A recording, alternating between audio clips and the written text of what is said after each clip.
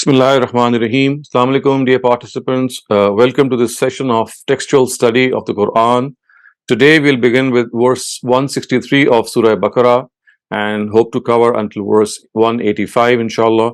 And our format will be the same. We will study sections of these verses, and then once we are through with these sections, we will also take up the literal and idiomatic translation of these set of verses. So let us start off with verse 163, and you can see the verses being displayed right before you on the screen. Bismillahir Rahmanir Rahim. Wa ilahukum ilahun wahid, la ilaha illa huwa ar-Rahmanur Rahim. Inna fi khalqis samawati wal ardi wa ikhtilafil layli wan nahar wal fulki allati tajri fil bahri bima yanfa'un nas. وما أنزل الله من السماء من ماء فأحيا به الأرض بعد موتها وبث فيها من كل دابة وتصريف الرياح والسحاب المسخر بين السماء والأرض لآيات لقوم يعقلون. Believers, let them decide, and regardless of them, you should now fully understand that your God is one God. There is no deity but Him. He is profoundly compassionate. His mercy is eternal. There is no doubt that in the creation of the heavens and the earth, and in the alternation of night and day, and in the ships that sail in the ocean with cargoes beneficial to man, and in the water which God has sent down from the sky, then He has enlivened the earth after its death, and has created living beings of all kinds, and in the manifestations caused by the winds, and in the obedient clouds that are between the sky and the earth, there are many signs for men of intellect to understand this reality. So viewers, we also need to realize that with the previous verse, which is verse 162, the second section of the surah has ended. And near the end of this section, it was declared that a Muslim ummah has been constituted from the Ishmaelites. You will remember the verse, وَكَذَلِكَ جَعَلْنَاكُمْ أُمَّةً وَسَطًا لِتَكُونُوا. And now with these verses, which is of course a set of verses which begins with verse 163, the directives of Abraham's religion are once again revived for this ummah. So in this section you'll find directives which relate to monotheism, and some of the other parts of the Sharia will be once again stated, so that the religion of Abraham is once again revived and presented to the Ishmaelites. And while stating these directives, negation is also made of the religious innovations which the Jews and idolaters had incorporated in religion. And you will see this as we move along in these verses. The important element that we need to note in verse 163, actually, we started off with verse 163, is that it starts off with the assertion of monotheism. And as we know that monotheism is the founding bedrock of religion, of the religion revealed to Adam, and right from Adam sallallahu alaihi wasallam to Muhammad sallallahu alaihi wasallam, it was the same religion. And that is why it is asserted at the beginning of this third section that the God of everyone is the same. Ilahukum ilahun wahid. So these believers, who have now been constituted from among the Ishmaelites, should have no doubt about it, and they should let the people of the book, whose charge sheet was presented before them in the previous sections, let them decide what they want to do. But as far as the believers are concerned, they should know that there is absolutely no compromise on this statement of monotheism. And then you can see that in the verses that we have just presented, that the pairs of opposite elements of nature are presented. So conflicting and opposing elements of this world are referred to, and simultaneously their mutual harmony and unity with respect to being beneficial for this world are referred to as well. So we have the earth, the samawat wal ard, which we have the earth and the heavens, then we have the night and the day, we have the sea and the ships that sail through it, and they are apparently conflicting and contradictory to one another. But when we reflect on all these diverse elements, we find that there is a tremendous harmony between the two pairs. For example, when the rain descends from the sky, it is only the inhabitants of the earth that benefit from that spell of rain. Similarly, the night and day, when they are considered together, they are a means of comfort and livelihood for human beings. So at night, the human beings, they fall asleep, they are tired, and the day beckons them to come once back to their own livelihood. And although the day and night, they are absolutely diverse, but they are actually functioning together for the harmony and for the mental upkeep and well-being of human beings. And then the ship that sails through waters with merchandise, and the water that comes out comes down from the heavens and lightens up and revives the dead earth. It shows that how deeply everything of this universe is connected, although it may be it may look diverse.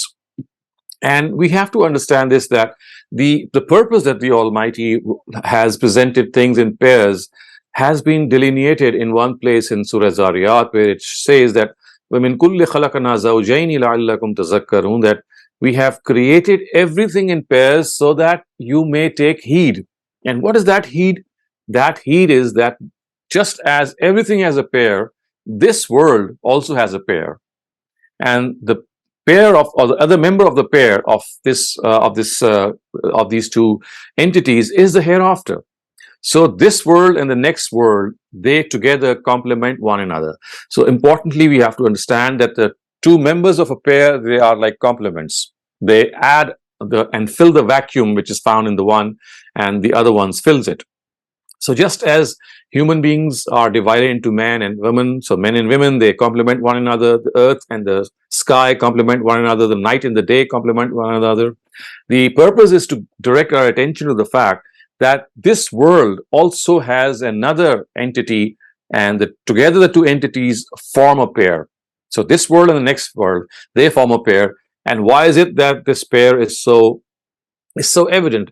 It is so evident because of the complementary nature that the two have. For example, you find imperfection in this world, you find a lack of justice, you find people not always winning reward for what they have done in a righteous way.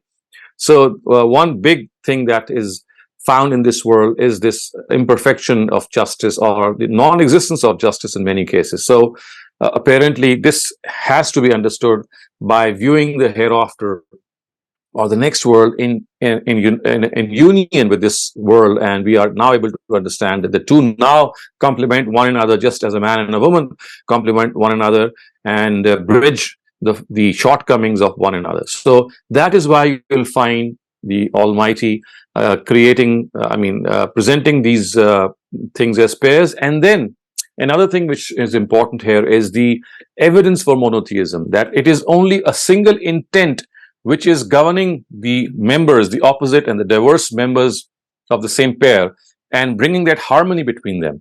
So had the earth different gods, and for example the heavens would have a different god, the two couldn't have had such perfect harmony. It is only that single intent that creates that harmony. So just as this paired phenomena is an evidence for the hereafter, it is also an evidence for a single God, because only He could have made these two diverse and conflicting elements work for the harmony and unity of human beings. Now we come to the next set of verses, which starts with verse 165. وَمِنَ النَّاسِ مَنْ يَتَّخِذُ مِنْ دُونِ اللَّهِ أَنْدَادًا يُحِبُّونَهُمْ كَحُبِّ اللَّهِ وَالَّذِينَ آمَنُوا أَشَّدُّ حُبًّا لِلَّهِ وَلَوْ يَرَى الَّذِينَ ظَلَمُوا إِذْ يَرَوْنَ الْعَذَابَ أَنَّ الْكُفَّةَ لِلَّهِ جَمِيعًا وَأَنَّ اللَّهَ شَدِيدُ الْعَذَابِ. And in spite of these signs of the heavens and the earth, there are some people who associate partners with God. They love them as they love God, even though the believers love their God the most. And if these unjust people see the time when they will face torment, it will become clear to them that all might and power rests with God alone, and God is going to inflict a very harsh punishment on such people. So, as is evident from this verse, that in spite of the fact that such is the nature of God, that He is evident from every speck of this universe, every object of this universe, the way it has been created and been looked after, and the way it has been created in pairs, so that the harmony between the two members of a pair is worked out by the Almighty. It shows that there is only one God. But if in spite of this, people insist that they are not going to believe, as is the case here, that there are people who, in spite of this, they associate partners with God, in spite of the fact that they don't have any proof that God has created partners for himself. They are just imputing a lie to God. And that is why polytheism or shirk is called iftara. Iftara means a falsehood which has been imputed to God. So these are people who love their own partners. وَالَّذِينَ آمَنُوا أَشَدُّ حُبٌّ لِلَّهِ. They love their deities as if they should have loved God, whereas the believers are such that they are ones who just love God Almighty alone. And this is a reality which will become evident on the day of judgment. When they will arrive there, they'll find that all their deities whom they banked upon, whom they thought would support them, would no longer be there. They would just vanish because they, in the first place, never existed. So all supports, all forms of help that they depended upon will not be there in any form.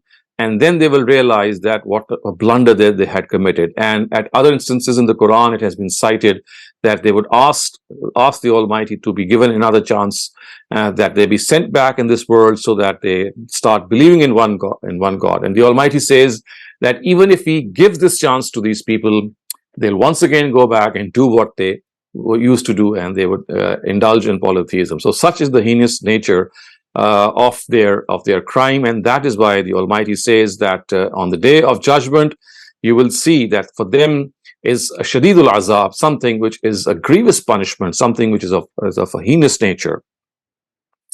And then once we reach the day of judgment and it's the events that will happen, this is a very common style of the Quran, that then it starts to describe those events that will happen. So as soon as the day of judgment was mentioned, we now have these subsequent verses mentioning what will happen there.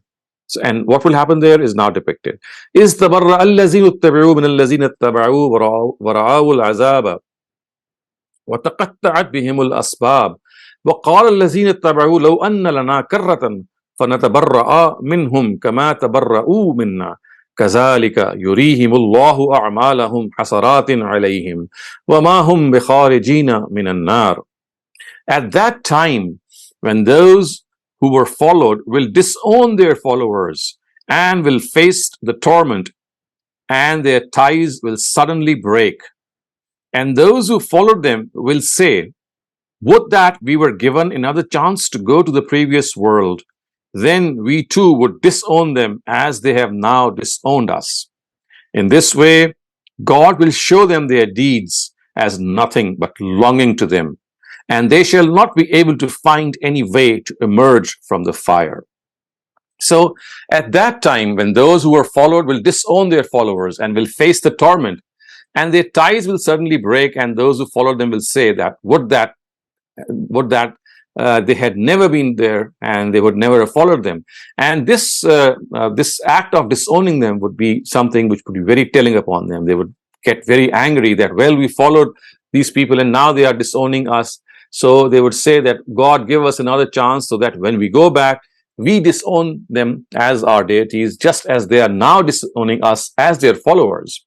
And then the Quran says, كَذَلِكَ يُرِيهِمُ اللَّهُ أَعْمَالَهُمْ حَسَرَاتٍ عَلَيْهِمْ, that their deeds will be nothing but longing, and they shall not be able to find any way, any headway to come out of the fire. وَمَا هُمْ بِخَارِجِينَ مِنَ النَّارِ. This is a picture of their helplessness, that when they imputed falsehood to God, and when they deliberately, because you see, it's not just out of any confusion that they were engaging in polytheism. This could have been said before the arrival of the Prophet. But once the truth was conveyed, the Quran tells us that these disbelievers, especially the mushrikun, they were clearly aware of the fact that if they are associating partners with God, then it is something that they are doing deliberately. And similarly, we know that in the case of the people of the book also, when they were associating partners with God, for example, we know that the Jews of Arabia associated Uzair. I mean, they regarded Uzair or Ezra to be the son of God, and the Christians regard Jesus to be the son of God. So the Almighty has said in His book that these are the people who clearly know that God does not have a pair, but they still insist. And regarding the mushrikun, it is said at another instance that shahidina bil kufr, shahidina anfusahum bil kufr, that they will bear witness to their disbelief against their own selves. They will accept this. Yes, we were the ones who indulged in polytheism without any proof and without any reasoning or argument. So before we move ahead to the next set of verses, if you have any questions regarding the couple of verses that we have just studied, please raise them now. Assalamu alaikum, Dr. Shehzad. As far as I can see, the participants have not raised any questions for this segment. Okay, so let's move on to the next segment. يا أيها الناس كلوا مما في الأرض حلالا طيبا ولا تتبعوا خطوات الشيطان إنه لكم عدو مبين إنما يأمركم بالسوء والفحشاء وأن تقولوا على الله ما لا تعلمون. People, the superstitions created by these leaders of yours on the basis of which you regard things as lawful and unlawful are absolutely baseless. So, eat of what is lawful and wholesome on the earth and do not walk in Satan's footsteps. He is your open enemy. He will only entice you to sin and lewdness and to ascribe to God what you know not. So we know this from our previous readings and of course some of the subsequent readings that are coming up in the Quran, that the people of the book and the idolaters both were guilty of the fact that they themselves would regard certain things to be forbidden and certain things to be allowed against what was, what they clearly knew were the precepts of the religion of Abraham. And that is why it is said that now that the Sharia has been revealed to this last ummah, to the Bani Ishmael, the Ishmaelites, now they should have no doubt about the fact that as far as wholesome things are concerned, as far as things which are clearly very in their own propensity, they are close to our nature, are concerned, they should be consumed without any guilt. So kulu mimma fil ardi halalan tayyibat, that whatever this earth gives out, you can eat of whatever it gives out, and do not walk in Satan's footsteps, because it was Satan who was responsible for declaring or causing people to come to this extent that they would declare certain things to be forbidden and others not to be forbidden. And the reason of this was that as far as their own life was concerned, they did not realize that the only Sharia or the lawgiver is God himself. No one has the authority to pronounce something to be lawful or unlawful except God. So the word here used by regarding Satan is innama ya'murukum bis-su'i wal fahsha. And this is something very important, that he will entice you to sin. And there is no doubt in the fact that just as it means, and the word su, just as it means sin and misdeeds, it also means financial, physical, and various other forms of losses. And we know that this is something which Satan entices people to. He entices people to sin. And as the verse goes on to say, that he also entices them to lewdness, al-fahsha. And this, of course, means that he is someone who will drag you and entice you and lure you towards things which are lustful, which are against the precepts of decency, and he will try to make you wayward. He will try to make you establish extramarital relations. He will try to make you realize that, well, this world is all that there is and you must enjoy every single moment, and the only enjoyment that is of supreme enjoyment, as we can see from various other instances of the Quran, is sexual enjoyment and sexual profligacy, if you allow me to say, which means that uninhibited quenching of the sexual urge without realizing where to quench it from. So this is one of the greatest weapons of Satan, and we have already studied earlier on, dear viewers, in the first part or the introductory part of Surah Baqarah, that two of his greatest arrows or weapons that he is always going to throw at human beings, one of them is this arrogance. One of them is to become arrogant in matters, and he himself posed this. I mean, when Iblis, the person who was the first one to negate God, to negate prostrating before Adam, the Quran says the reason for that negation was aba was takbara, was istikbar, was arrogance. So it tells us that arrogance is something which is going to take the better of us unless we really control it. And the second thing, which is also evident from that portion, the earliest portion of Surah Baqarah, is that the second weapon that he's going to really fire with on all fours, as they say, is this weapon of enticing people towards sexual licentiousness and profligacy, and to quench their sexual thirst from all sorts of means, and not realize that the only legitimate means in this regard is through one's wife. But this is not what Satan is going to do. So that is why it is said that innama ya'murukum bis-su'i wal-fahsha, that such is his heinous nature, that he's going to entice you to all sorts of evil things, and especially the things which are to be understood here, which relate to lewdness and profligacy. And then the third thing which is mentioned is وَأَن تَقُولُوا عَلَى اللَّهِ مَا لَا تَعْلَمُونَ, which means to attribute something or to ascribe something to God that you know not. أَن تَقُولُوا عَلَى اللَّهِ مَا لَا تَعْلَمُونَ. And this is precisely what we call as religious innovation or bid'ah. So religious innovation or bid'ah means that you regard something to be religion, something religious, something which has a religious import, to be religion without having any sanction from the Almighty. And this is one of the favorite pastimes of Satan, that he inveigles you, he lures you into such bid'ah. And we know that every time a person creates a bid'ah, one sunnah of the Prophet as a result is sacrificed, because in place of that bid'ah we had established sunnah of the Prophet. So I think this is a very important verse that we are now studying, that an taqulu ala Allahi ma la ta'lamun, that the three things which Satan does is innama ya'murukum bis-su'i wal fahsha'i wa an taqulu ala Allahi ma la ta'lamun, that he entices you to do sin, to indulge in evil, to do all sorts of bad things, for example embezzlement, for example fraud, cheating, disowning people in a way that of course they would never have ever understood, to the fact that they were close enough to be one's blood relatives. And then secondly, luring them into lustful activities, to lewdness. And thirdly, to bid'ah, which is to ascribe something to God of which they have no knowledge. وَإِذَا قِيلَ لَهُمُ اتَّبِعُوا مَا أَنزَلَ اللَّهُ قَالُوا بَلْ نَتَّبِعُ مَا أَلْفَيْنَا عَلَيْهِ آبَاءَنَا أَوَلَوْ كَانَ آبَاؤُهُمْ لَا يَعْقِلُونَ شَيْئًا وَلَا يَهْتَدُونَ. And when they are invited to leave aside these concepts and follow what God has revealed, they say, no, in fact, we shall only follow the path we found trodden by our forefathers, even in the case if their forefathers did not use their intellect in any way and were not guided.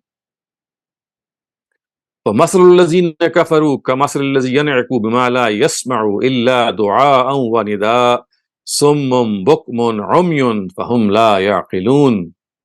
And in reality, the parable of these people who have rejected in this manner to follow the path to which they were guided by the Almighty is like that of a person who calls out things which can hear nothing but shouts and cries. Is that of a person who calls out those things which can hear nothing but shouts and cries. They are deaf, dumb, and blind, so they understand nothing. So the important thing here that has to be understood here is that the biggest excuse that they will present in following these evils, in following their own religious innovations, in being polytheists, is that they would say that we have found our own forefathers doing this. So they would take refuge in the fact that how can we disown our forefathers? So whatever our forefathers did, we are only following our forefathers. And then the Quran actually rebukes them for this and says, أَوَلَوْ كَانَ آبَاؤُهُمْ لَا يَعْقِلُونَ شَيْئًا وَلَا يَهْتَدُونَ. Will you still follow your forefathers if they do not use their intellect and they were not guided? So this is no excuse. This is absolutely no excuse to present that if you are going astray, then instead of using your own intellect and understanding, you start blaming or start saying the fact that we are only following the ways of our forefathers. So it is evident, dear viewers, from this very important section of verses is that how important it is to be responsible for one's own actions.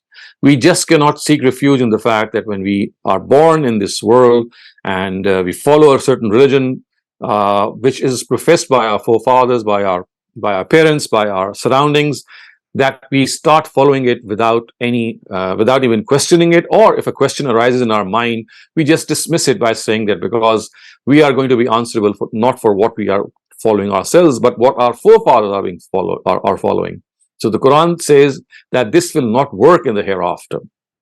Each person is going to be held answerable for what he or she would do.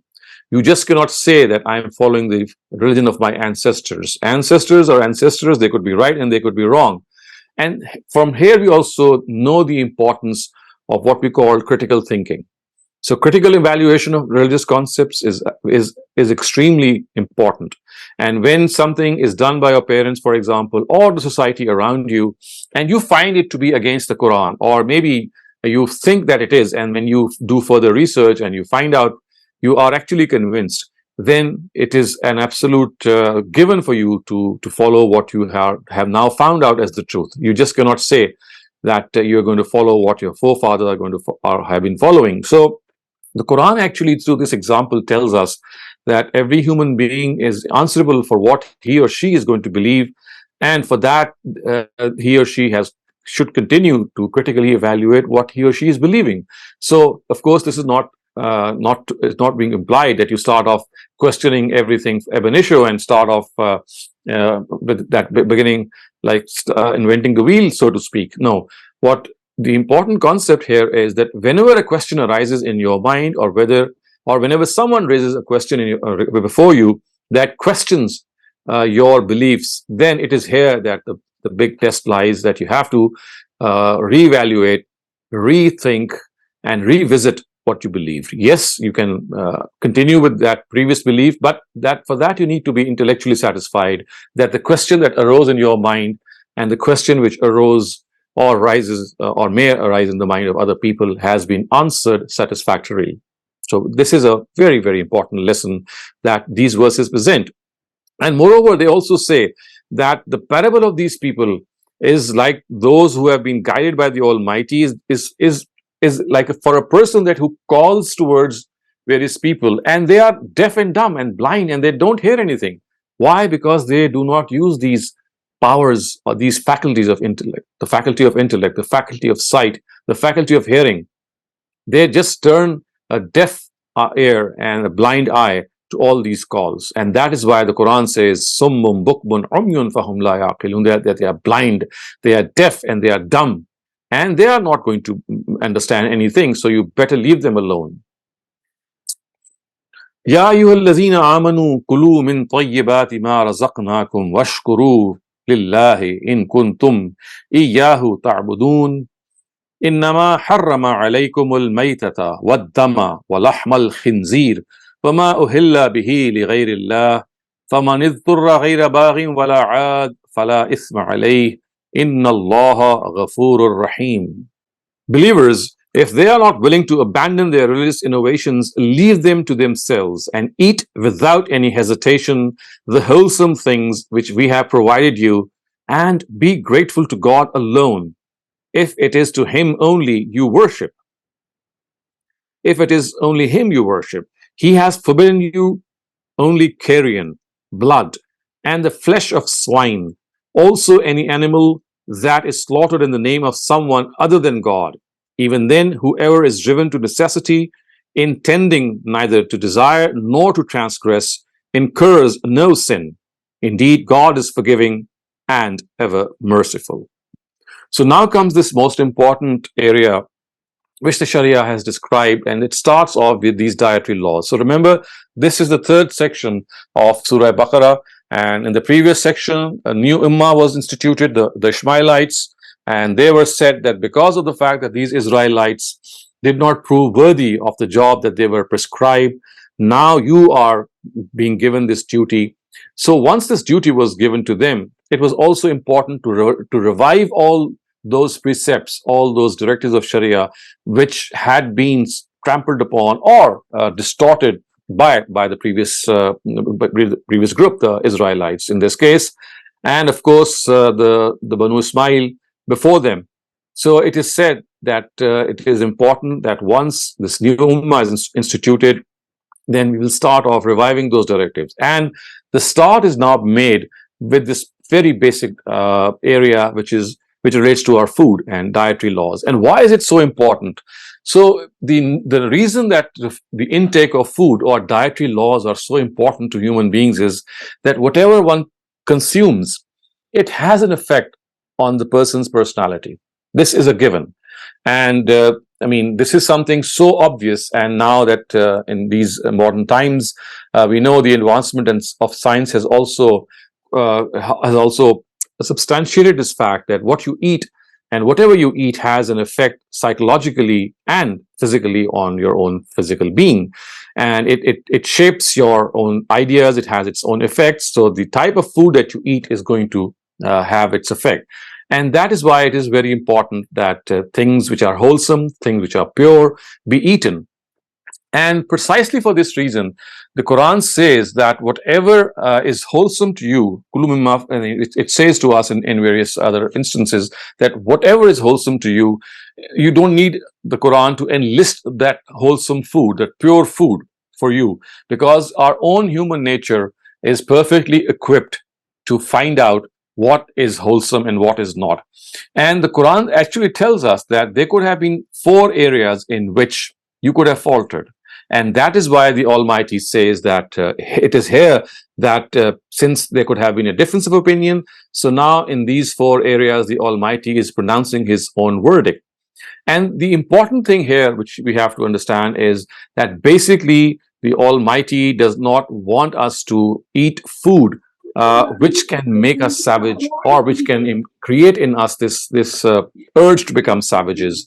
And for that, it has forbidden the food that is eaten by carnivorous animals, especially animals which eat meat, not just eat meat, but they cut open or they slit open the prey either through their claws or through their teeth, because this is like that beastliness which is found in them. So the Almighty wants that beastliness to not be in any way nurtured in human beings. So all animals which have that beastliness or the element of being a beast in them and a savage in them to not be consumed by human beings. And precisely that is the reason that human beings in the course of time, in the course of large amounts of historical epochs, they have not consumed lions and tigers and vultures simply because these are savage animals and birds, and they cut open their prey, they slit open their prey through their claws and through their teeth. And this is the pure savagery and beastliness which the Almighty doesn't want to be in any way inculcated in human beings. And it has innately given us this blessed inclination, as a result of which we don't consume these things in general. But there are areas in which there could have been some element of doubt, and that is why the Quran says that 4 areas in which you could have made a mistake are these areas that we are going to explain to you. And amongst these four areas, the first thing is إِنَّمَا حَرَّمَ عَلَيْكُمُ الْمَيْتَةَ, which means the Almighty has forbidden the dead. I mean, you just cannot eat dead animals. And why is that? Because within those dead animals we have blood, and blood is a sign. If you start drinking blood, it is a sign of savagery. And we know that people who eat blood or consume blood or drink blood, they are, I mean, our own human nature pronounces them to be abhorrent. So because of the fact that the dead body of an animal its vessels are still filled with blood, and blood itself is something which is again being independently placed right after maitata, when it is said adam, that we must not consume blood. So the second thing which is mentioned right after maita is dam, which is blood. So the first thing which is forbidden is dead, and that is because of the fact that the dead animal has blood in it, and that whenever you cut open that dead animal, it's going to flow out, and you will have to consume that blood. And the second thing is blood itself, because here also a person could have faltered, and the Almighty has said, no, even the blood which an animal carries is something that has to be purified from, and you cannot drink blood in any way. And the third thing which is mentioned is lahm al-khinzir, which is the flesh of the swine. So again, we know that generally carnivores have been forbidden, carnivores which cut open their prey, and herbivores which consume vegetation, they have been allowed. But in the case of the swine or the pig, the question that arose or could have arisen is that because pigs, on one hand, they consume meat, and on the other hand, they also eat vegetables and meat and vegetation and grass. So whether a pig or a swine should be classified as a carnivore or as a herbivore, as a meat-eating animal or as a vegetable-eating animal, and because of the fact is that it has both these abilities. So the Almighty gave his verdict in the Quran and said that, well, its carnivorous nature is dominant over its herbivorous nature. So it's more of a carnivore. It's more of an animal which has those savage instincts in which it bites open and cuts open its prey. So that is why lahm al-khinzir has been proscribed. I mean, people have come up with various reasons for the proscription of swine, but what the Quran tells us is that basically herbivores are vegetable consuming animals which are more close to our nature. For example, the sheep or the cow or the camel. So animals like these who consume grass and vegetation are the ones which are close to our nature, and hence they are allowed, as opposed against those which eat or consume meat, and not just meat, but eat their prey or the meat of their prey in a way that they savagely bite their prey and cut it open and slice it open either through their claws or through their teeth. And the fourth thing is وَمَا أُهِلَّ بِهِ لِغَيْرِ اللَّهِ, that you should not eat any animal on whom any other person's name except God has been pronounced at the time of slaughter. This is absolutely imperative. So the first three, meat of a dead animal, blood, and the meat of swine, these are physical entities, though we have been prohibited from consuming them because of the savagery and beastliness it might instill in us. This fourth thing relates to our beliefs, and that is that we must not eat anything which has been slaughtered in someone else's name. The question is why? And this is extremely important because today we are living in the West and Muslims are living all over the world, in which, of course, this issue of halal food and this issue of zabiha comes up every now and then. So it needs to be once and for all understood very clearly. Why does the Quran insist on the fact that you cannot eat or consume an animal which is slaughtered in anyone else's name but God?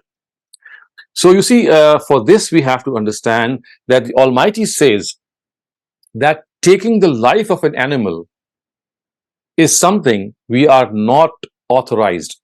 Even human beings are not authorized unless, except if they ask God's permission. And that permission is that they must slaughter that animal with the permission of God by pronouncing the takbir, or which is Bismillah Allahu Akbar. Now that you are slaughtering this animal, the Almighty says if you don't pronounce these words, it is like not seeking God's permission for taking the life of that animal. And if you do that, you are doing something which is beyond your jurisdiction. God has not allowed you to tamper with the life of even an animal, so let alone the life of human beings. So you see how important it is that the Almighty is stressing the fact that life is so important that even the life of an animal cannot be taken unless it is permitted by God, and that permission is through that takbir that we pronounce at the time of slaughter. So if we pronounce someone else's name or we pronounce no name at all, it means that we don't have the due authority to slaughter that animal.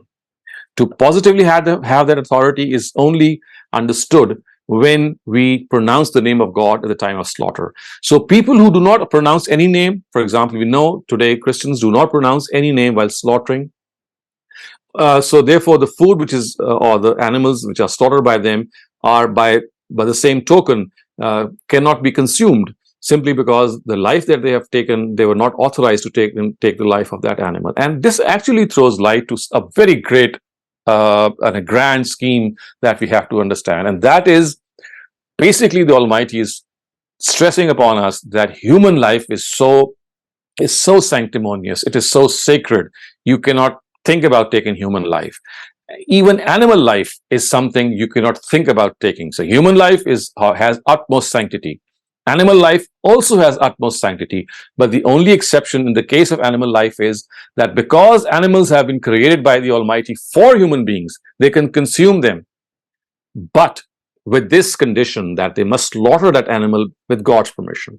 So if they don't take his permission while slaughtering that animal, this would clearly mean that they are taking the life of a living being, even if it's an animal, that they were not authorized, giving us this huge impetus, or this huge effect of the fact that we must understand how important life forms are. Human life is beyond question. Animal life, yes, you can use animals for your own consumption, but then that too with only God's permission. That is why it is so important, as the Quran has said, وَمَا أُهِلَّ بِهِ لِغَيْرِ اللَّهِ, that whoever slaughters an animal in someone other's name, this is not at all acceptable, because you have to slaughter the animal in God's name. And because we are discussing this topic, let me also clarify that for the zabiha, one important area, besides taking God's name by slaughtering an animal, the second important area is that the animal has to be slaughtered in a way that the blood absolutely drains out from the veins of the animal. And this can only be done if the animal is slaughtered at certain points of his body. Various animals have various points, but mostly it is the jugular vein, which when it is slaughtered, or it is sliced open or cut open, then it is this impetuous reaction. It's like a involuntary reaction of the body, in which all the blood is spilled out from the animal's body, and precisely then it becomes halal or consumable for human beings. So in other words, the two conditions for halal meat or zabiha is that first, we have to slaughter that animal in the name of God, and second, it is important that we slaughter that animal in a way that all the blood is drained out. And of course, we know that some very few drops might still remain in the veins, and that is why the Quran has said that daman masfuhan is something which is very important, which means that blood which is poured forth, you must let it go away, and something which is left sticking in those veins is something that you can clean up when you are making the meat of that animal. So that is not a problem. So these are the four prohibited items which the Sharia has mentioned. These are the dietary laws and the Sharia that is being revived before the Ishmaelites, is that these are the four areas which were already forbidden in the times of Prophet Abraham. They already know that this was something that they had to uphold, but in the course of time they lost some of these directives, so they are now being once again revived. So it's not that the Quran is presenting these four prohibited items for the first time. They are a pre-established sunnah in the times of Abraham. That was continuing from his times. It is only that now they are being revived, and they are being told that these are the areas. Generally, human beings don't falter in making a decision regarding halal food, because it's something which is halal is something which is known to human nature. These are the four areas where they could have faltered, and we know that Sharia generally guides us in areas in which human beings tend to falter. It does not guide us. It does not spoon feed us. It tells us to look ahead and to be guided in the light of our innate guidance. The Sharia only interferes where the Almighty knows that human beings can falter, and these were the four areas where they could have faltered, and He made it easy for us to decipher these four areas. Other than that, what is consumable and what is not consumable as human beings, we all know that. Our own nature is absolutely clear upon us as far as this food is concerned. And the last point is also very important, which these verses make, and that is that although these are prohibited items, these are prohibited food items, but if a person is driven to necessity, he is under compulsion, he has no way out to survive, then even these proscribed items, these prohibited items, they can be consumed, because the Almighty does not want you to go through this pain of death or impoverishment in which you don't have anything to eat but this. So the Quran says that as long as you don't desire anything, or nor you cross the limits, then even food which is prohibited, these four types of food, it can be consumed if the issue is that this is the only food available. So now I will request you that if you have any questions regarding the verses that we have studied up till now, please raise them, because we have tried to stipulate some of the very important areas of Sharia, and we've begun with these dietary laws. And if you have any questions, please raise them. Thank you, Dr. Shehzad. Adil Qureshi, you may ask your question. Ji, Assalamu alaikum, Dr. Sahab. Walaikum assalam. Sir, some people actually use this ayah وَمَا أُحِلَّ بِهِ لِغَيْرِ اللَّهِ to make an argument that there are some famous religious personalities during their death anniversary and their birth anniversary. Some food is distributed on that, and they don't eat this food. They say that since this food is basically prepared in the name of these religious personalities, it's not prepared in the name of Allah. So it's not halal to eat that food, and they abstain away from that food. So is this a valid argument or no? Well, it depends on how the meat was slaughtered. I mean, if the animal was slaughtered such that it was the name of God was taken on that animal, then the meat is absolutely fine.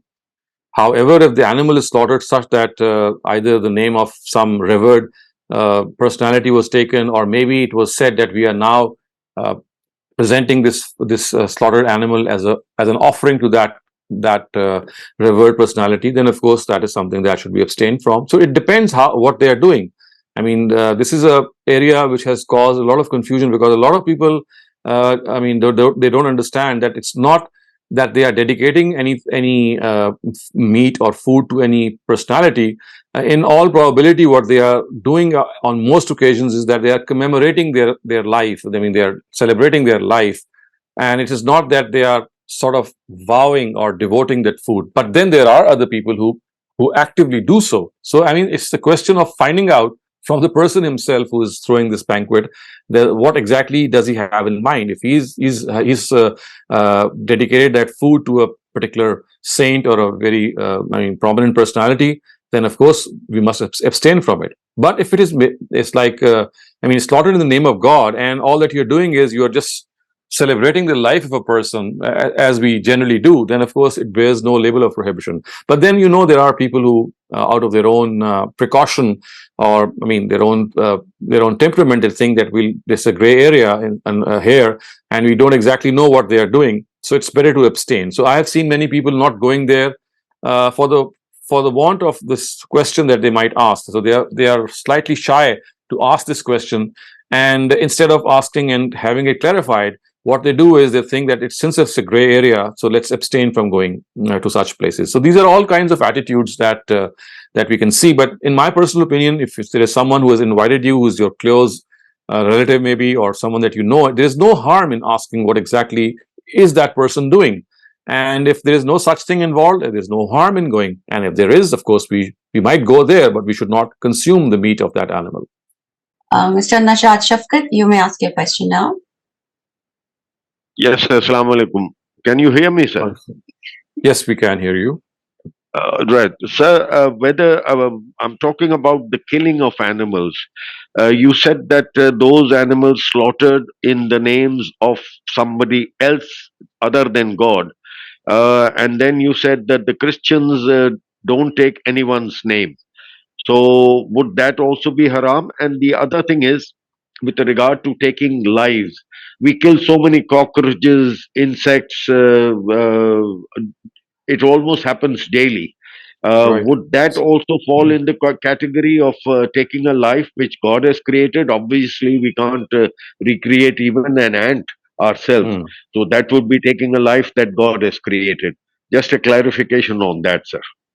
So the first question, the answer to the first question is that in another instance in Surah Anam, the Quran has said that even if no name is taken, so there is one option or one situation is that you do not take God's name, but you take someone else's name. That is what is mentioned here in Surah Baqarah. That has been proscribed.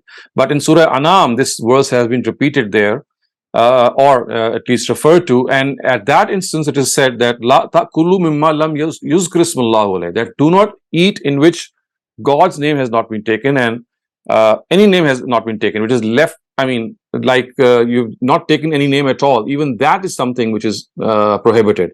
So because the Christian world or the Christendom today, when they slaughter meat, it has two things attached to it. First, in some cases they use electric shocks, and they use the stunning method in which the blood of the animal coagulates in the veins.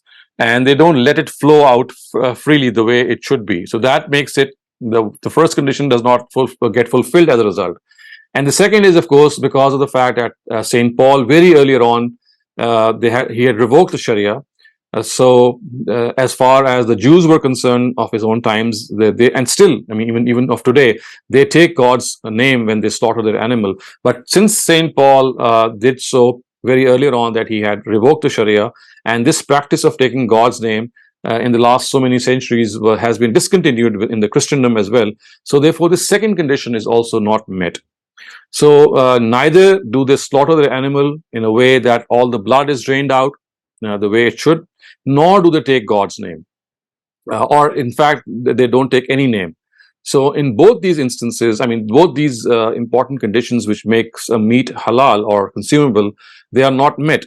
And therefore, that is why it is inadvisable that meat which has been prepared by these Christians should be not consumed. But at the same time, let me also tell you that in New Zealand and in Australia and in some food chains in the US, they specifically prepare halal food and they certify it as halal food, and they say that the name of God was taken, and they also say that as far as the blood was concerned, it was properly drained out, because of the fact there is a growing clientele of Arabs and many other Muslims who are settling in so many parts of the world. So now I know personally in Australia and in New Zealand there are chains which are actually supplying halal meat, and similarly there are slowly and surely chains coming up in the US and the UK also which supply certified halal meat, although they are ones which were originally originated by the Christian world. Thank you. Akram Bhatti, you may ask your question now. So my second question with regard to the killing of animals. Oh yes, your second question. You see what the Almighty has said, that animals which are used for the purpose of consuming, for the purpose of eating. So these are dietary laws related to eating. So as far as killing animals is concerned, for example, you step on ants, we step on other. At times we kill animals which might be detrimental or harmful. For example, cockroaches or insects which might produce diseases. So killing them is fine because they are harmful for mankind. But other than that, there are animals or there are insects which are harmless. For example, ants. Yes, we should avoid, stepping deliberately on ants, because this is suppose that we should make sure us of. But when it cannot be avoided, for example, when you're walking in a garden or when you're walking on a road, this is something which is simply not possible for you. For all such things, you are not accountable. But wherever you can, you must avoid killing life forms without any need. The need could only be, first, that you are killing it for the purpose of consuming it, or the need could be that the animal is a harmful animal and it's going to cause a nuisance. Or, there are certain animals who might not be harmful, but they cause nuisance. For example, the flies. And there are some other animals who just come and become a nuisance for human beings. So that they too can be taken care of. But needlessly killing animals is something which is again proscribed. And let me also mention here, because you have raised this topic, that people who go for hunting. So this is, to my mind, it doesn't play well, or it doesn't, sit in the temperament of the Sharia, that you go and start hunting for animals for the purpose of gamesmanship, for the purpose of your own pleasure. Yes, hunting animals for the purpose of consuming their meat, that is fine. But simply going and playing this hunting game that many of us do is something which somehow I don't feel comfortable with. Thank you, Dr. Saab. You clarified this point, was also bothering me a lot, and thank you very much for the clarification. Thank you. Okay, this is a question about creation of pig. Why did God create creation of pig? Why did God create pig with these confusing traits when God had to guide separately about the dietary laws? You see, the scheme of God is not on the basis of providing ease for you in judgment. It is based on trial and test. And at the same time, wherever there is a trial and test, there is guidance is guidance available for you. So it is like this trial and test, that you are being told that this is an animal that you should not go near. And at the same time, you're given this free will. So basically, God is checking your free will, whether in spite of stopping you from doing something, whether you persist in that or not. This is precisely what we call trial. So the Almighty has thrown the bait. It is like telling you that yes, Satan has made these things, or all these things he's made available for you, not just in the case of food, but there are so many other allurements. There are so many other attractions which are, not prescribed by the Sharia, but they are made available. So God has let them come into being, and He has in fact created some of them Himself.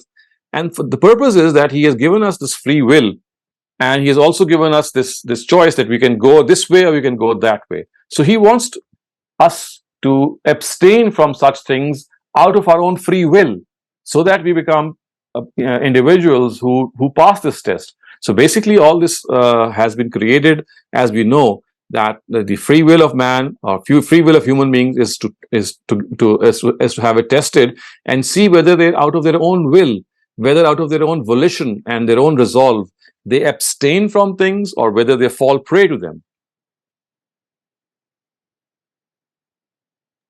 Thank you, Dr. Shehzad. Akram Bhatti, you may ask your question now. Thank you. Assalamu alaikum, sir. Wa alaikum assalam. Out here in West, a lot of people, they go eat meat from the grocery store. And once I found out that Arab people mostly do that, and I was told that the Imam of a big mosque, he's been found in grocery store eating. So I had an elderly person working for me. I asked him, he was Arab. He asked him, he said, yeah, Quran says that all the halal animals are halal, are edible. So that's why we do that. And he said that he also knows that Imam does that. Whereas when I asked my own Imam, he says, the best thing is go to Jewish butcher shop and buy food from there. They kill in the name of Allah. Then I tried to find out. I could not find a butcher store. They were mentioned, they were not there. Then I found out, like you said, there are a lot of big markets. They get the meat from New Zealand, Australia, and it is certified by couple of organizations here in America. They certify the halal. They're stamped halal, and they're certified by that organization. So we utilize that. So question is that is that true that most Arabs go to that, refer to that ayah that's mentioned in Quran, that all the halal things are halal for you? Right. So you see, they take, they use this verse of the Quran in Surah Ma'idah, which says, Al-yawma uhilla lakum at-tayyibat wa ta'amul lazina utul kitaba hillul lakum. That the food of the people of the book is allowed to you, is something that you can consume. But you see, the context of the verse is that the people of the book in those times, they slaughtered their animals in the name of God. So, if they are not following their own religion, then obviously this cannot be allowed. So the people of the book in those times, they had started to slaughter the animals in the name of God, and the Jews, they still do so, and that is why their kosher meat that you find available in the US and so many other Western countries is something which Muslims can consume without any problem. But as the people of the book, the other section of the people of the book, which are the Christians, although we have this verse which is found in the Quran, that the meat or the food of the people of the book is allowed, but that verse actually occurs in this context, that these people of the book are now consuming the meat in a way that was originally destined for them, and that is that they are following the laws, the dietary laws, which is that they are slaughtering the meat in the name of God.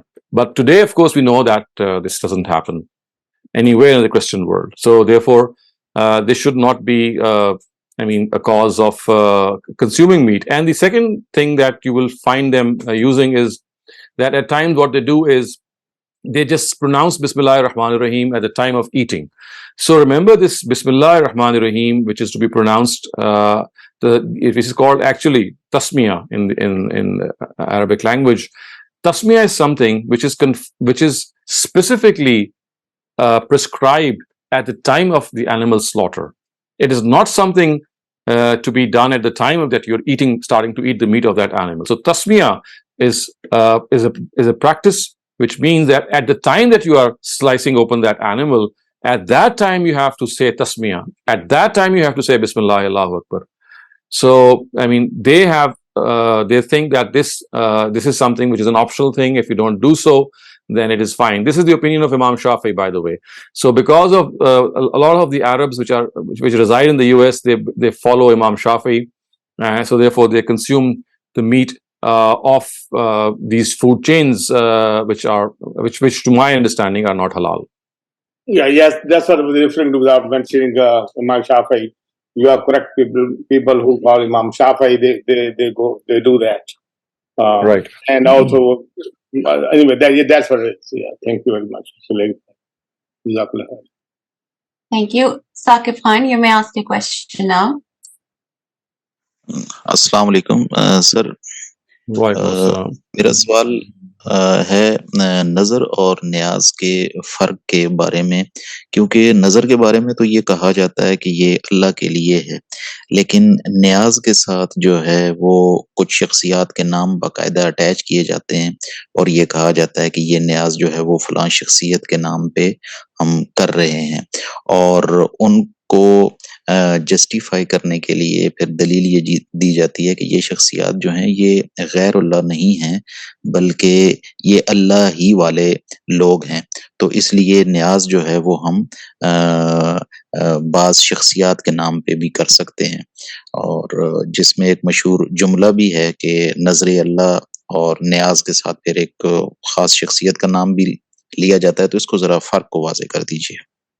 So basically, there is no difference between the two. Whether you dedicate the food to some saint, or whether you use the word niyaz for that, or whether you use the word nazar for that, this is exactly the same.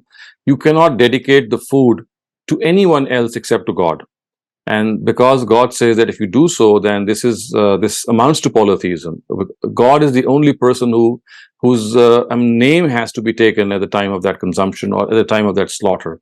And as far as this issue is concerned, that you are taking the name of people who are close to God, this is just a lame excuse that people have worked up. I mean, whether they are people who are awliya, whether they are people who are closer to God, they are still not God. I mean, they are God's servants. So you just cannot equate them to God. So I think that it is a very, very naive explanation that people tend to offer. The Quran is absolutely clear that all offerings, you see, what we have to also understand, that this is precisely what the mushrikun used to do in their own times. So they would slaughter various animals and they would say that this is for such a deity, this is for such a person. So they would use the word nazar for exactly this. The niyaz is something of this is a word of our own language. It's not used in the Arabic language. This is a word of the Urdu language implying the same meaning. So basically, in the Arabic language, it is just one single word, and that is nazar. And nazar means to devote something to some person. I mean, it could be God, it could be any other person. So our religion has clarified that devotion of food can only be for God. So the difference is, more of a language. The word niyaz is not used in Arabic. It's just an Urdu word, and it's just a synonym for nazar. So that is why this confusion has arisen. Otherwise, virtually they mean the same. Shukriya, sir. Thank you. Adil Qureshi, you may ask your questions. So you said kosher is halal. It would imply that the person who is doing the slaughter has to believe in God, and he has to, or she has to say certain specific words at the time of slaughtering. So does this mean that the person who's slaughtering also needs to believe in God? He or she cannot be an atheist or Hindu or something? That is precisely one thing that has to be mentioned as well, that the person who's slaughtering cannot be a mushrik or a non-believer. He has to be a monotheist. So because Jews and Christians, especially Christians, since they indulge in certain forms of polytheism, but because they are regarded as monotheists, so food which is slaughtered by them, it fulfills this condition that they are monotheists. Now, for example, if food is slaughtered by a Hindu, some animal which is slaughtered by a Hindu who subscribes to polytheism, then even if the animal is slaughtered in a way that God's name is maybe taken in some way, or the animal is slaughtered in a way that the blood flows out, that would not still fulfill those conditions. But because this is a given condition, this is like a precondition, that the person who is slaughtering, he's not only to take God's name, and not only he must let the blood flow away, he has to be a monotheist. And Christians are monotheists, Jews are monotheists, and of course Muslims are. So anyone besides them has to profess, I mean, he cannot be a non-monotheist. And if there is a person who is a non-monotheist, is slaughtered an animal, then that would not be acceptable. So the second question is about the animal rights. You mentioned hunting is something that you also think is against the animal rights. What about these zoos that we create where we cage the animals for years? I also am very against them. I think that any pet animal or any publicly caged animal for the purpose of amusement of human beings is something that we must revisit. Yes, if we maybe cage animals such that we do not change their habitat. You see, every animal has a habitat. So if we are able to replicate that habitat in a very decent form, maybe there could be some possibility. But in normal circumstances, we do not create that habitat. We are caging monkeys, we are caging lions, we are caging so many animals, and it's like depriving them of their natural habitat, and it does look very cruel to me. And in fact, this is about a couple of years ago, when COVID was at its peak, I gave a lecture and I said that, look, maybe God is also, I mean, amongst other things that he would like to teach us, he's also teaching us this, because you see, during those times, as you all know, we were confined to our homes, and it was only for some pressing need that we could go out, and even that was also not recommended, and we were virtually caged in our own homes. And this actually really struck a chord with me, and I thought that, look, maybe God is also telling us that we ourselves would never prefer to be caged like this, and we are very uncomfortable. But what we are doing at a global level is that we are caging animals, we are not fulfilling their rights, we are depriving them of their habitats, and this is especially true for birds, for example. I mean, we have people who keep birds in their homes, let alone in a zoo. I don't even think that the zoo is providing that habitat. But yes, surely homes are certainly not providing those habitats because of that small cage in which they put those birds. So I personally think that this is something that human beings need to revisit and re-question themselves, that what they are doing it seems to be a very, very blatant violation of human rights, of animal rights. Adili, I have a second question. You've had 4 questions, right? Dr. Shehzad, we have concluded this session, questions for this session. Okay, so let's move on to the next section of verses. These are verses 174 and 175. إن الذين يكتمون ما أنزل الله من الكتاب ويشترون به ثمنا قليلا أولئك ما يأكلون في بطونهم إلا النار ولا يكلمهم الله يوم القيامة ولا يزكيهم ولهم عذاب أليم أولئك الذين اشتروا الضلالة بالهدى والعذاب بالمغفرة فما أصبرهم على النار. These people of the book knew that this only is the truth, but they concealed it, referring to the fact that whatever is forbidden and whatever is not forbidden is clearly mentioned. And as we will see later on, the Quran says, "Fatu bit-Tawrat fatluha," that bring forth the Torah if you think that some of the things that are forbidden, that you have forbidden, are also forbidden in the Torah. So it is said that in reality, those who conceal the law, God is revealed, and in exchange for this, they gain some meager wealth of this world, swallow nothing but the fire of hell into their bellies. On the day of judgment, God shall neither speak to them nor purify them, and a woeful punishment awaits them there. It is these people who bought guidance for error and forgiveness for punishment. So how audacious are they in the matter of putting up with hell? Again, this is something which is one of the crimes of the people of the book, which is mentioned several times in the Quran, that they would conceal the reality. At times, they would not let reality come out. And this is a very special feature which the Quran is mentioned elsewhere. For example, in Surah Anam, when we get there, we'll know that the way the Torah was compiled by the Jews was that they did not have it in a book form, which is like a bound book. It was compiled in the form of pages, karatis, as the Quran says. And the Quran says that they would hide some of these pages and they would expose some of them. And the way it has mentioned this, it shows that a very better part of the Torah they would hide, and some of them they would reveal.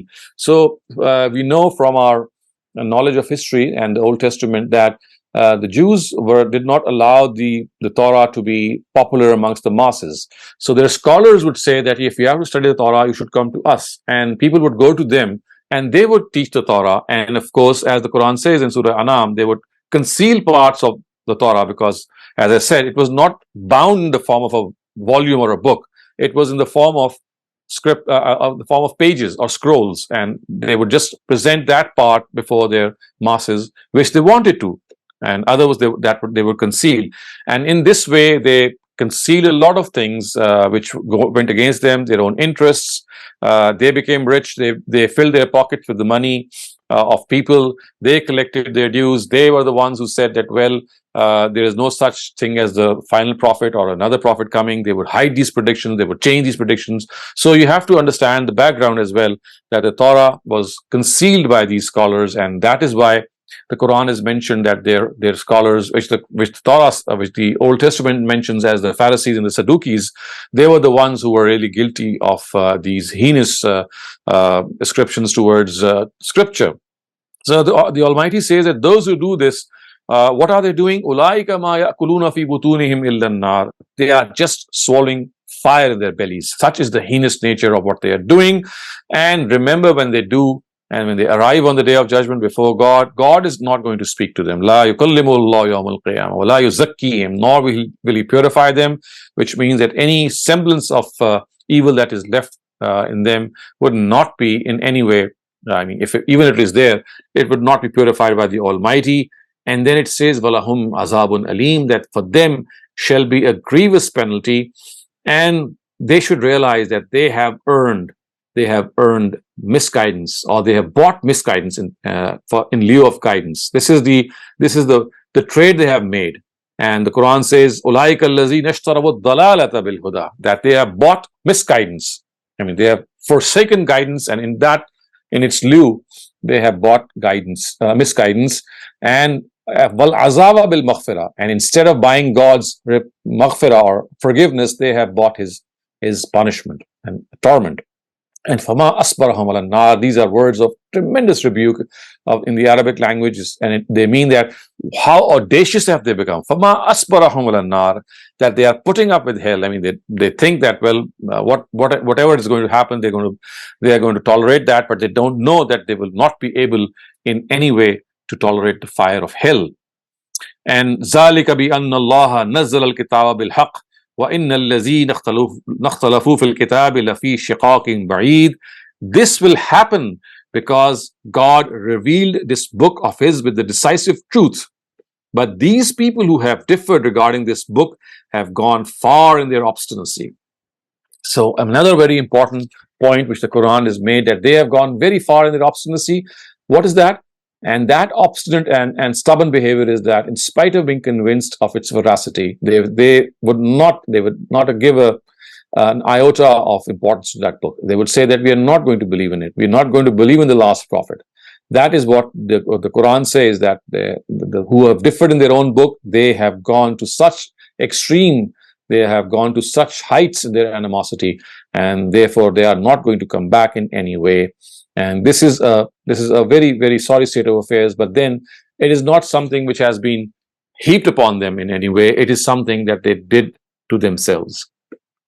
And then ليس البر أن تولوا وجوهكم قبل المشرق والمغرب ولكن البر من آمن بالله واليوم الآخر والكتاب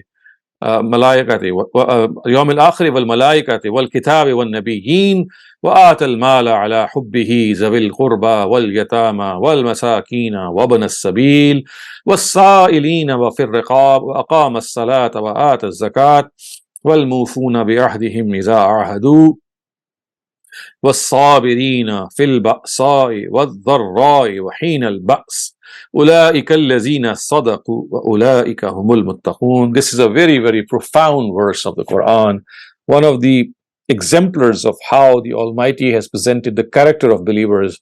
You'll find such verses being interspersed in the Quran, and here you'll find right in the middle of these directives of the Sharia that are being revived to the Bani Ishmael, it has been once again placed, and the background is the same, that facing the east or the west, which is which is actually implying the fact that doing some apparent rituals is not going to bring you closer to God. So al-birr actually is a word which means to be faithful to God, to be a person who is going to observe certain rites and rituals, and who is absolutely sincere in his duty towards God, or in other words, he's loyal to the Almighty. So al-birr means loyalty.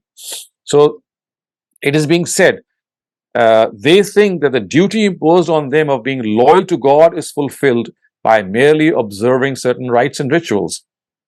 They should know that loyalty to God does not merely mean that you face the east or the west in the prayer, but loyalty is the loyalty of those who believe in God with all their heart, and in the last day, and in the angels of God, and in his books, and in his prophets, and who, in spite of their love for wealth, spend it on kinsfolk, the orphans, the destitute, the traveler, and on those who ask for the liberation of necks, and who are diligent in the prayer and pay zakah. And loyalty is the loyalty of those who, when make a promise, fulfill it, and especially of those who are steadfast in scarcity, illness, and in times of war. These are the people who are truthful to God in fulfilling their promise of loyalty to Him. And these are the ones who are in fact God conscious. So here is the verse, dear viewers, that you can see its comprehensive nature, its all-embracing nature. It encompasses almost everything from faith to morality to the fact that we are all people that have to follow certain precepts of the Sharia. So it encompasses all these things, and it starts off with the fact that you believe in God the way the belief in God is stipulated. The day of judgment, the angels, the book, and the prophets of God. So all these are the precepts of belief that we know have been mentioned at several instances in the Quran. So it's like a motto, it's like a manifesto that we have before us, that to believe in the last day, to believe in God, to believe in the angels, to believe in the books, and also to believe in the hereafter. This is something which the Almighty says, that if you are trying to hoodwink God by fighting with each other over directions of east and west, then this is not what loyalty is. If you are really loyal servants to God, if you are loyal to the cause, then you must remember that the crux of religion lies in these beliefs. And not only this, it says, وَآتَ الْمَالَ عَلَى حُبِّهِ, that you dispense wealth in spite of the fact that you might need it, in spite of your own want. And where do you dispense that wealth? Zawil Qurba. You see, this is the first thing that is mentioned, and I think this is an area that I need to stop a little more here and caution each one of us that the Quran is so very telling in these areas. It says that the first recipients of your charity or your wealth are your own relatives. And these include all relatives. They include blood relatives. They can include parents. They can include siblings. They can include children if they are in want. So look how the Quran starts off. It says that your wealth, which you are going to give as charity to other people, the most deserving of this wealth are your relatives. Zawil Qurba, they are blood relatives. Wal Yatama, of course, the orphans, the destitute, the people who travel. In those days, traveling was a very difficult scenario. People would go there. There were no hotels. There were no places where they could stay. They were left to the mercy of the people who would live there, and they would provide food to such people. So that is why traveling would be a very difficult and a serious affair. And then for the people who would ask, and for the emancipation of necks. So we've already spoken of the fact that how important the Quran is made this campaign of releasing the necks, or the institution of slavery, which existed in the times of the Prophet. At the times of Quran's revelation, the Quran made a gradual strategy to eliminate the institution of slavery, this inhuman institution of slavery, and it did so with a very concerted effort. So the money that is being used, the Quran says, besides these causes, must also be used for the emancipation of slaves.